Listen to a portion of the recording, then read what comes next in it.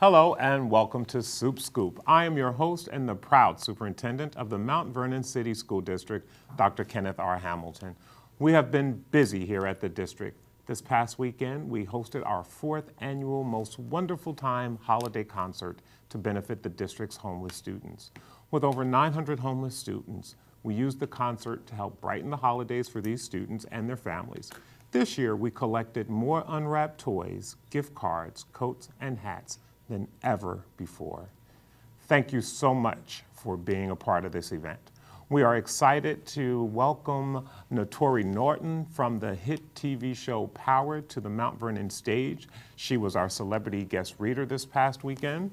The program featured performances by the Performing and Visual Arts Magnet students under the direction of Masa Gori, as well as Valerie Adams and the Dimensions Band, and of course, a few selections by yours truly.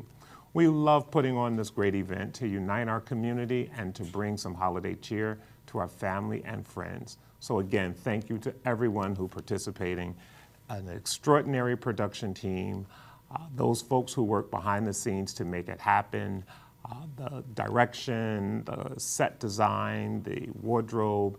A huge amount of effort goes into making this holiday event special for our community.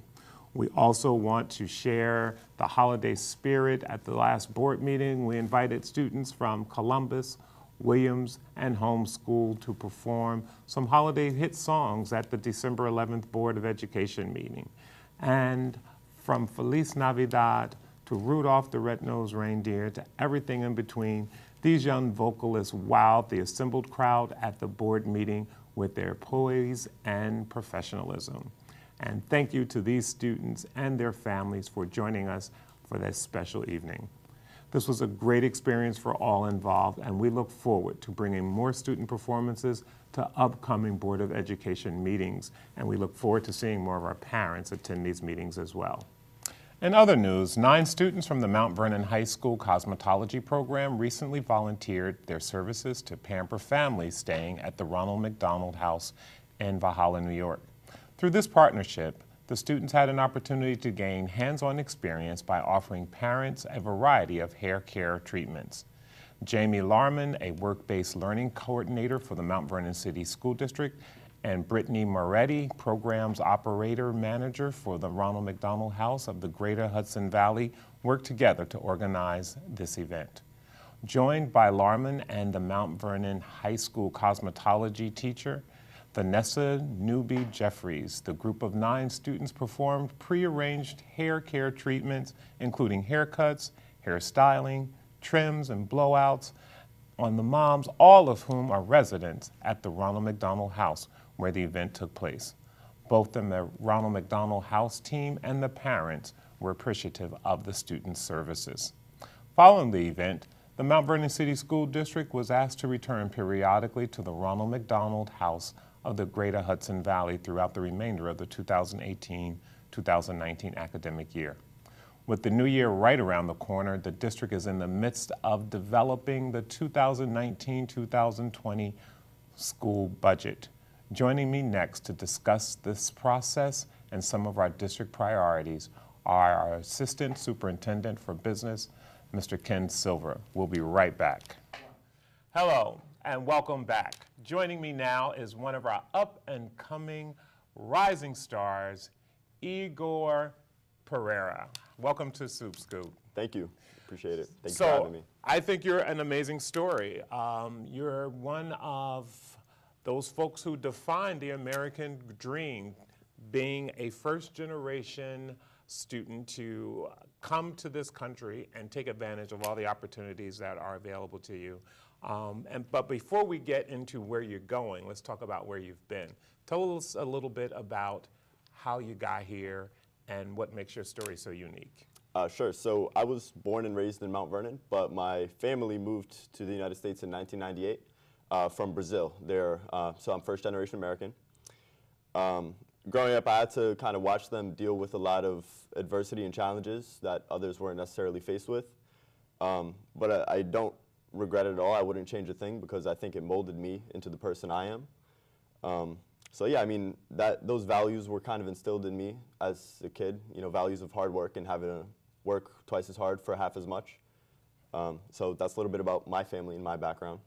So all the things that are going on a national level about immigration being facilitated and kind of put on the forefront by the federal government, what's your take on the status of immigrants coming into the country today based on your story and your experiences? Well, I think it's definitely a case-by-case basis. No two immigrant families are the same in how they got here and what they're doing here. But I have my own family to look at and other families, especially in this community, to look at. And I think the impact that immigrant families have is generally positive. I don't think anyone, or well, I'm sure there are some, but I don't think the majority come here with any bad intentions. And they're all extremely hardworking people. And just watching my brothers grow into young men and really contributing to the economy. I mean, one of them is an engineer, the other one's a project manager. And I'm just so proud of them and who they've become. You know, I think it's a beautiful thing, and I think more families should really be open to, you know, growing into what they could be instead of kind of limiting themselves just because they came here from another country. What opportunities do you think are in place here that had you stayed in Brazil you would have missed? Well, I think college is a big one. I think my parents, when they decided to move here, I think that was something they had in mind for my two brothers, who were 8 and 9, I believe, when they came here.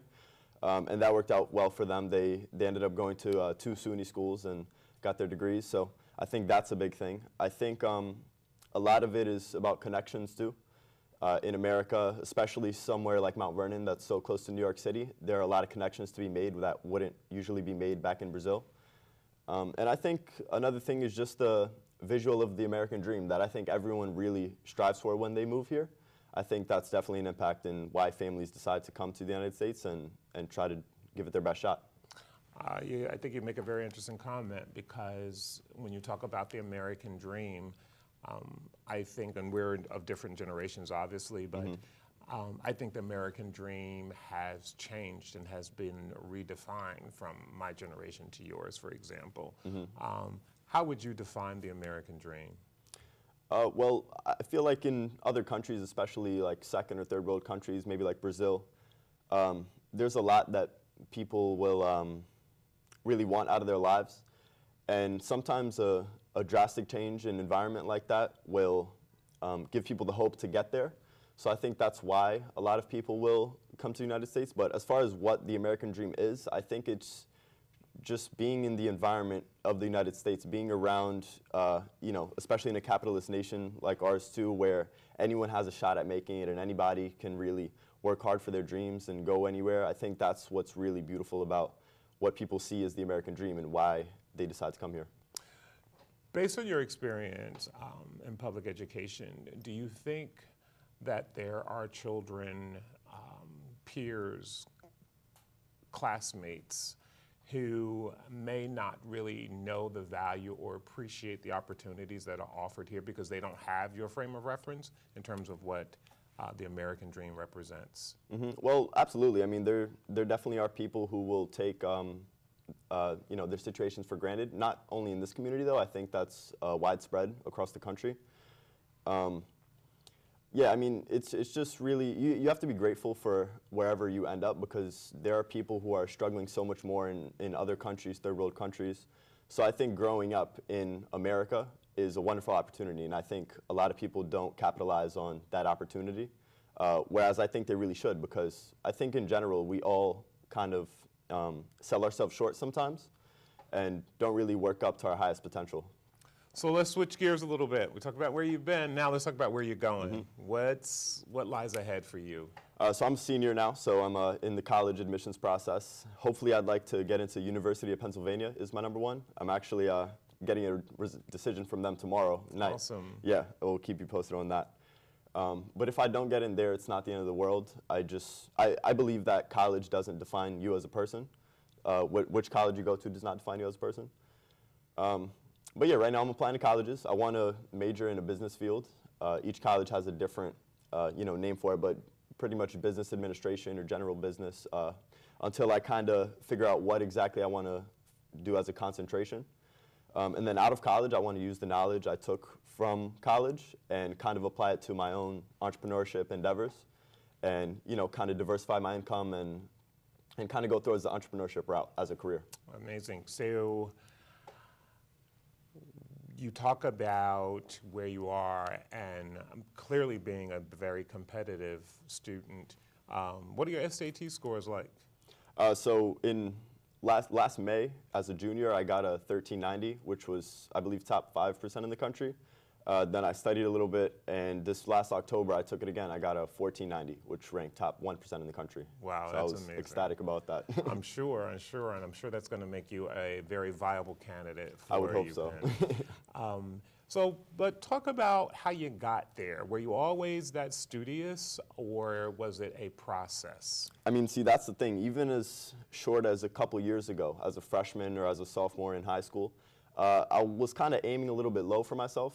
If you asked me a couple years ago, or if you told me a couple years ago that I would be applying to Ivy League schools, I wouldn't believe you because I didn't think that I was capable of getting there. And I think that's the problem that plagues a lot of kids and even adults in this community is we kind of, place limits on ourselves when we really shouldn't because we're capable of so much more than we think. So especially in high school, transitioning from being an underclassman to an upperclassman, I kind of took a step back and thought about where I want to be in 10 years and how I want to live my life. And it was somewhere around there that I started really revving up my work ethic as far as school goes, even as far as track and field goes, which I also run track and field. So yeah, I mean, looking back a few years ago, seeing where I was compared to where I am now, I'm extremely proud of myself for the accomplishments that I've done because a few years ago, I wouldn't think that I would be where I am now. Wow, that's amazing, Igor. I'm very proud of you. Thank you. So you talked about your interest in being an entrepreneur. What kind of businessman do you see yourself being? Personally, I kind of pride myself on being very analytical with my thinking, whether it be picking a college, whether it be organizing my time management. So as a business proprietor, I would probably, have a million Excel spreadsheets for each of my businesses and, anything like that. I usually take an analytical approach to things, but I always try to keep some qualitative approaches as well. So, we don't know yet because you got to wait and see, but that's how I would see myself as a business owner. I think you hit on something that is very, very important, and I'm very pleased to see a young man like yourself thinking about having such a diverse portfolio and multiple streams of income. Right.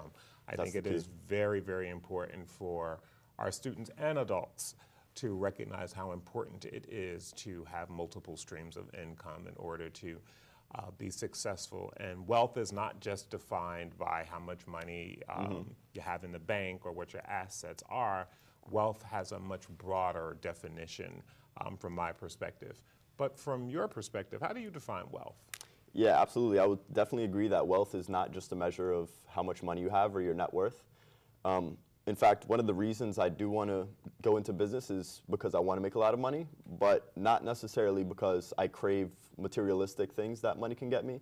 I see money as a sort of tool that can open a lot of doors, otherwise shut. Especially growing up, not really having a lot of money with my family. That's my number one priority is to make sure they never have to worry about money again because, it really pains me to see them worry about money now. So I want to make sure they don't in the future. But also, wealth is really a mentality. It's a state of mind. And that is probably the most important thing. When I do end up going into my career, I want to always make sure that I'm not too caught up in the statistics and the money. And I want to always make sure that my values stay the same and that I'm always rooted to where I was. Wow, I think that's an amazing thing. So we look forward to hearing about your college acceptance. And what's your number 2 school? Number 2, so I don't really have a number 2. I'm kind of just applying to a bunch of schools and then seeing what the financial aid packages look like and everything. But if I had to say one, it would probably be Brown University or University of Southern California. Okay, so okay, that's very interesting. So as we wrap up this segment, Igor, what has your experience been like at Mount Vernon High School? Personally, I think it's been great. Like I said, freshman year I came in, I didn't really have high goals for myself, and I think Mount Vernon High School helped me grow into the person I am today. I think, although there are some teachers that aren't as helpful as others, I think the teachers that are helpful really, help me change my mindset as far as work ethic, as far as getting things done, time management. I think that's extremely important. I mean, I've been in Mount Vernon my whole life, see the Lincoln Elementary School sweater. So, yeah, I think Mount Vernon High School has been a great help. I think the counselors are great. I mean, I have one counselor, but I joke around saying that I have all the counselors because they're all willing to help me whenever I have any inquiries about college or anything like that. So I would say pretty positive. I think Mount Vernon High School is fairly underrated overall. Wow, that's great to hear. Well, I can't thank you enough for being a guest on Absolutely. Scoop. I also wish you nothing but the best. I want you to stay connected with me and keep me informed about your college decision and as you go through the college process. And what closing words would you have to your peers and your underclassmen who will be watching this episode? Well, I'd mostly like to just touch on the fact that you are capable of more than you think. I think a lot of people stay content with where they're at, and that's not the way to go about it at all, because you only have one life to live, and you should give it your best shot no matter what. I mean, especially since we're so young, we have room to fail. I think it's important to take risks and fail, because at the end of the day, it's a learning experience, and I think that's the only way that people end up being successful. You are wise beyond your years, Igor. Thank you. Thank you very much for being here. Yeah, absolutely. Thank you for having me. My pleasure, and we'll be right back. Stay tuned. Welcome back. Joining me now is our Assistant Superintendent for Business, Mr. Ken Silver. Welcome back, Mr. Silver. Thank you, Superintendent Hamilton. It's our 5th budget we're doing together since we got here, and we have been very fortunate to have had no tax increase in the first 3 out of the 4 years we were together. Then we had a very, very small tax increase last year. We're working very hard to do the best we can for the taxpayers in this coming year. Interesting. So that slight increase, which was less than 1%, was actually offset by a rebate to many of our families. Talk a little bit about that. Yes, our families actually receive far more back than the increase in taxes that they had, because we were able to stay well below the tax cap, less than half of what the tax cap was. If we were to average it over the 4 years where we had no increase and a small increase, it would come out to be like 1/5 of 1% would be the average of the increase, where the tax cap was 2%. So we did well for the taxpayers in all these years since we got here. I think the question that I'm asked most often when I'm talking to community members or doing town hall kinds of meetings is, how have we managed to add programs and services, improve student outcomes, increase graduation rates, hire more qualified staff, and do all the things that we're doing in terms of capital projects, and do so without raising taxes? So even amongst some of my colleagues, locally and even colleagues outside of the state who are watching what we are doing in Mount Vernon, often ask, how are we doing it? So from a financial point of view, how are we doing this? Well, first I'd like to say, when we sat here last time talking about this, we were focusing on the expansion of the pre-K program, and we've done that as well. And we didn't say specifically what we've done since we've been here, but we put the nurses back in the schools, the guidance counselors in the schools, the music programs were returned, we've increased sports programs. And how have we done it? We've done it through being very careful with how we spend, with marshaling our resources, trying to have as many cooperative programs as we can with, through BOCES and other school districts, relying on state bids to reduce our expenses, and trying to do things more efficiently through the use of new software programs and having our people work more efficiently.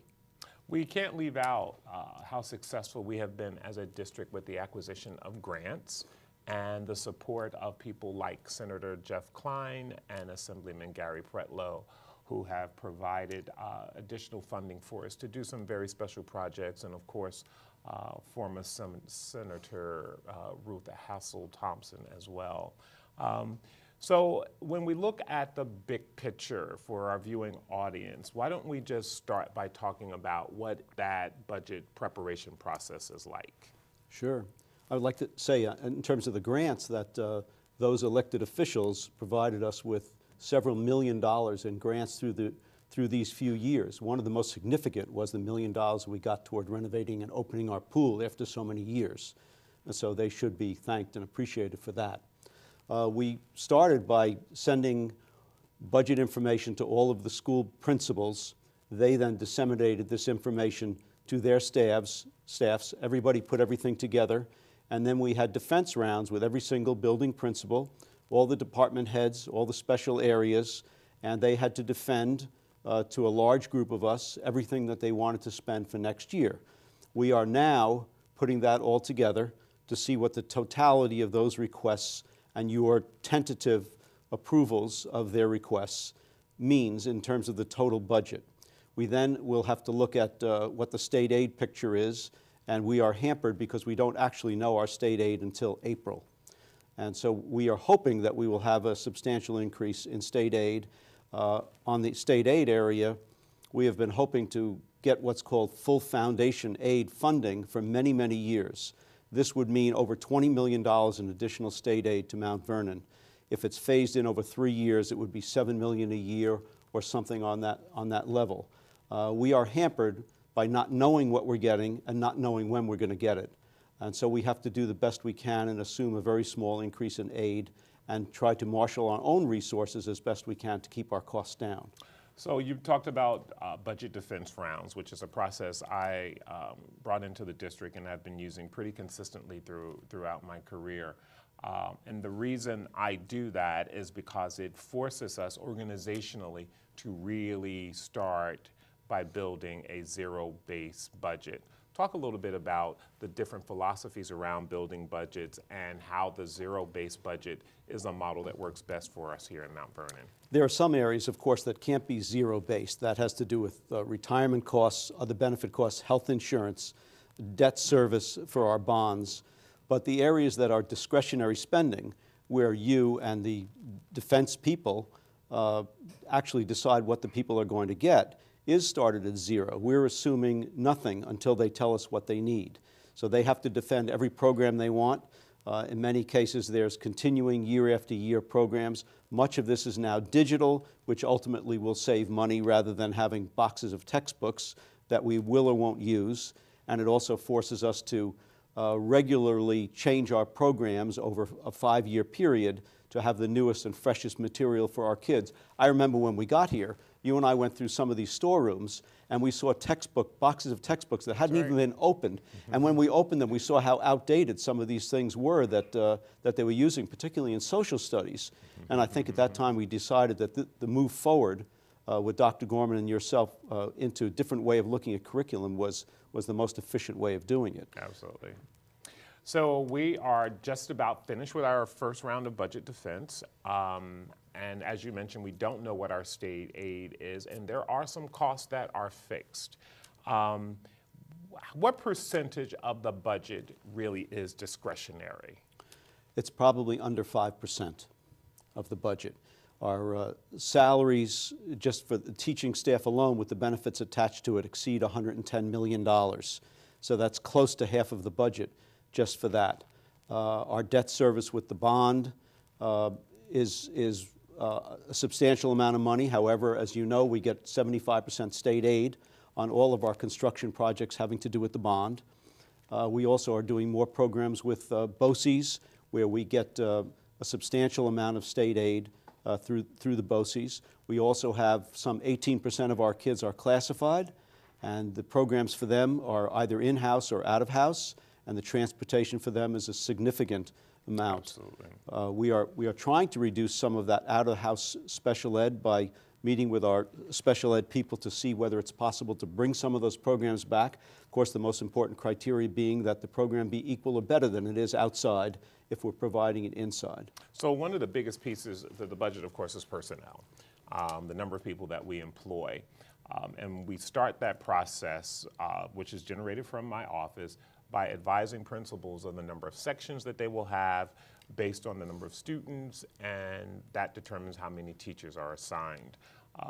This year in particular, we have been looking very carefully at class size and looking at research to help us determine where we are relative to generating appropriate class size and teacher-student ratios so that we continue to have the kinds of successes that we are getting that have been consistently improving over the last almost 5 years now.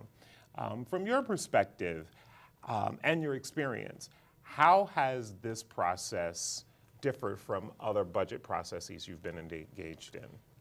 This year is by far the best we've ever done in terms of determining the number of sections that a building principal needs for, let's say, third grade, fourth grade, fifth grade, meaning sections.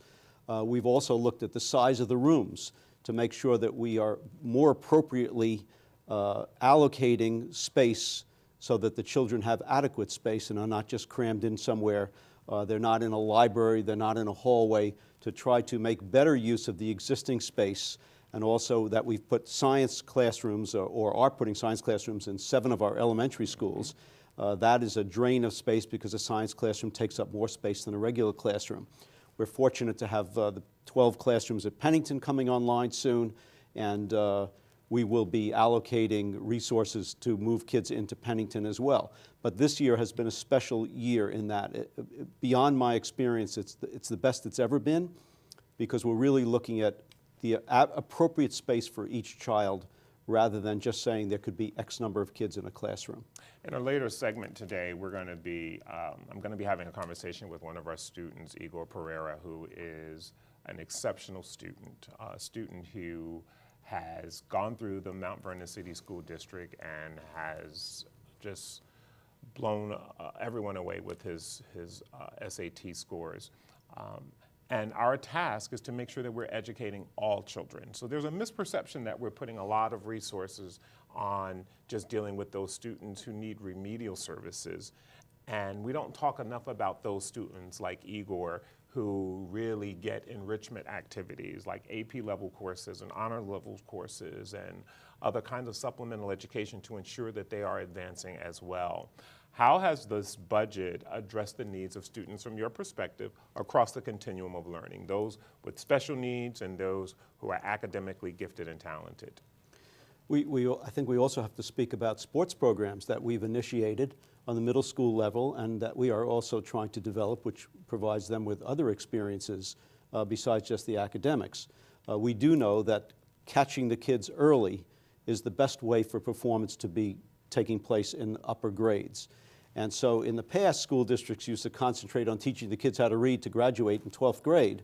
But now we catch the kids at 3 years old, get them into the pre-K programs so that those special ed programs, or the dollars for those special ed programs, can be reduced because the kids don't need that much help later on. And so those dollars can be used to enhance our regular education programs as well. Awesome. There are a couple of things that have happened relative to our fiscal management and our credit rating and our capacity to refinance bonds and how that's been of benefit to the district, and of course our annual audit. I want to give you an opportunity to talk about the audit, our credit rating, and the refinancing of bonds. This is an opportunity to really let our community know what kind of stewardship we have provided over our fiscal duties in this district. Some people think this is like watching paint dry, but I find this very exciting. When our auditor spoke the other night and complimented on us on our year's work, finding the only problem is that we had a little bit too much money, which we will take care of for sure. But we have found that as a result of good audits and financial management, we have the highest bond rating the city school district has ever had before. As a result, we just went out for a $32 million bond as a part of a $108 million approved bond purchasing by the voters in 2016. And we got a very good bond rate. And so we will be paying back less than we thought we would have to pay when we first did this. So this type of management that we all do, the zero-based budgeting, the cooperative purchasing, anything we can do makes it better to have the reserves we need, to have the finances that we need, and it's appreciated from the outside where these ratings help us to keep our costs down. I think it's important to talk about how we've been able to synchronize this coalition, if you will, of resources and the timing of events so that as old bonds age out and the new bonds come on, what that means for us fiscally. Talk a little bit about the aging out of old bonds and the onboarding of the new bonds. The old bonds go back to around the year 2000. there's about $70 million left in those old bonds. And that principal, the amount we pay each year to reduce the bond itself, goes down by about $8 million a year. And so those bonds are continuing to go down while the new bonds are coming online, and then we have the state aid over the next 15 years for the new bonds, having to do with the 2020 vision and our construction projects now. So there's a balance that takes place, which also helps us not to increase taxes because the current debt goes down while the new debt goes up. But hopefully, there is always, not hopefully, there always is a reduction in the net amount of the debt as the old bond goes down. And I think I'd be remiss if we didn't take a moment to talk a little bit about our board of trustees who are elected yet volunteer, do not get paid for their services, and the amount of time that they put into serving on various committees. So talk a little bit about the role of the Budget and Audit Committee in particular. And then I want to clearly acknowledge that without the oversight and support of our board trustees, none of this would be possible. So talk about the audit and budget committees in particular. You and I have both been doing this for a long time. And I don't recall a time when the board committees were more engaged, more supportive, more helpful, more filled with expertise to help us move along in our process. The Budget Committee is now meeting every 2 weeks with a specific agenda. We also have outside community members are part of the Budget Committee. It's not just board members, although board members are welcome to attend. President Wanda White attends many of these meetings. Trustee Torres is the chairperson of the Budget Committee. So we have a specific agenda. We go through those items. We plan the agenda for next time. We agree on whom we're going to bring in to question about what our programs are. Much of this concerns Mr. Policio and facilities and capital project planning, as well as transportation. We are now talking about food service, which hasn't been on the table, and as you know, we have to go out to bid this year. Our current contract of 5 years is expiring, so we will be doing those bid specifications ourselves this year to save some money. The Audit Committee is also meeting every 2 weeks because we are still finishing up the audit process from this past school year that closed. The Audit Committee is chaired by Trustee Patterson, and they have been looking at the audits that have taken place, as well as focusing on the purchasing process and trying to help us to do better in what we do in our purchasing. So those two committees are integral to our success in the business office. Okay. We're going to take a quick break, and then when we come back, I want to talk to you a little bit about what we anticipate the 1920 budget to look like, the 2019-2020 budget and the fiscal outlook. We'll be right back. So welcome back. We're talking to Ken Silver, our Assistant Superintendent for Business, and we're talking about our budget for the 2019-2020 school year. So since our arrival in 2014, we have really been working to improve our facilities and bring programs and services back that had been cut and eliminated through previous budget cycles, and to make our district more competitive. And we believe we've done so. But I think moving forward, particularly for the 2019-2020 school year, we really need to take the time to kind of just assess and evaluate where we are and see if we are in fact bringing the kinds of programs in that will be sustainable over time. So I've issued an edict that we were going to kind of slow down a little bit and just use the 1920 school year as an opportunity to assess, evaluate, and then to create the plan beyond the 2020 vision, because as 2020 approaches, it's now time to think about what's next. So I know we've made a commitment to extend after-school programs for students and to augment our sports program so that we have a feeder program. We will continue to focus in on the arts to make sure that we are providing youngsters with exploratory kinds of learning experiences in the fine and performing arts, and of course, to create a feeder program for our STEAM Academy. From a fiscal perspective, what kind of safeguards are in place to kind of control and contain spending so that we reduce the burden to our local taxpayers? Well, as we have always done for the past 5 years, we will be freezing the budget at some point with the theory that if you haven't got it by now, you don't need it this year or soon. We don't know exactly when that will be. During the Christmas holiday, we will be trying to put together a draft of what the budget might look like in its entirety. We know that retirement rates are going down significantly next year. We've talked about debt service already. We also know that all of our contracts are still under negotiation and will be again next year. One thing I wanted to mention is that we also have to look at the following year's budget. We're always supposed to be looking at a multi-year budget, but in this case, we will have Mandela coming online in that following year, and there will be significant costs associated with the budget to open that building back up to be a pre-K 8 building. And so we have to be mindful of that as we plan for the 1920 year. And so your idea about taking a breath for a year is a well thought out idea, I think, and will give us a chance to bring the wagons up with the troops so that we can be as fiscally responsible as possible. One of the things I think we really have to spend some time on is getting our community more involved in understanding how important it is to be engaged in the budget process. Our voter turnout has been very low, yet we have a huge fiduciary responsibility in this community, and it's not just about children, it's about really changing the culture and climate and improving the future for the entire Mount Vernon community, and ultimately the state and eventually the nation, because our children will branch out and be leaders and policymakers and have influence on national policy. So the scope of our work is really far-reaching.